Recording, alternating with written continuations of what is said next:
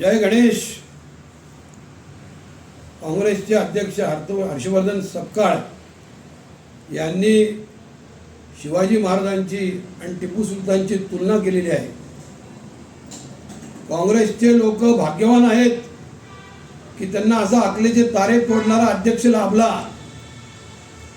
शिवाजी महाराजांचा इतिहास आणि टिपू सुलतानचा इतिहास जर याचा नीट अभ्यास केला तुमच्या लक्षात येईल किंवा उंबरखिंडीची लढाई झाली तर शिवाजी महाराजांनी 20,000 मोगल सैनिकांना जीवदान दिलेलं होतं आणि याच्या उलट टिपू सुलताननी लाखो हिंदूंची कत्तल केली.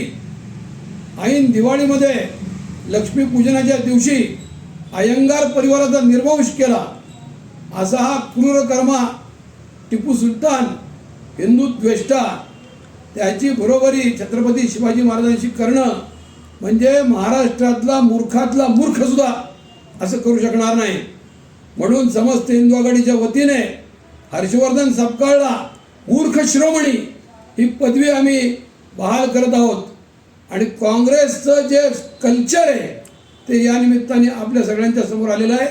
मुसलमानांची लांगुल चालन करणं याच्या व्यतिरिक्त काँग्रेसकडं कुठलाही दुसरा धंदा नाही आहे. या देशाची अस्मिता जी आहे ती छत्रपती शिवाजी महाराजांशी निगडीत आहे.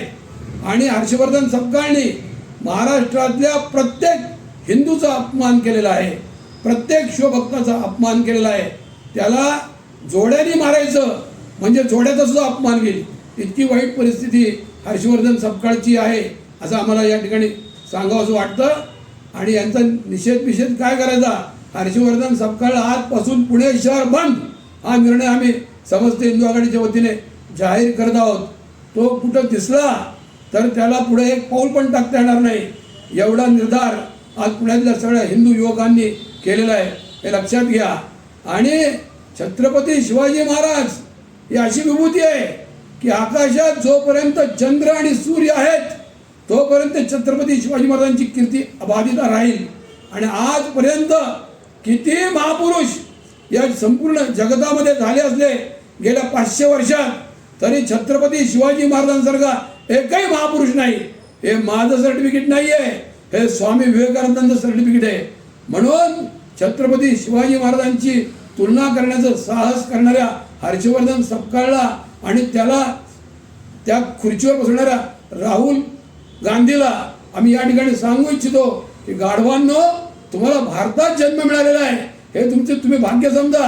आणि गंगेमध्ये 100 वेळा आंघोळ केली तरी तुमचं पाप धुतलं जाणार नाही हे लक्षात ठेवा.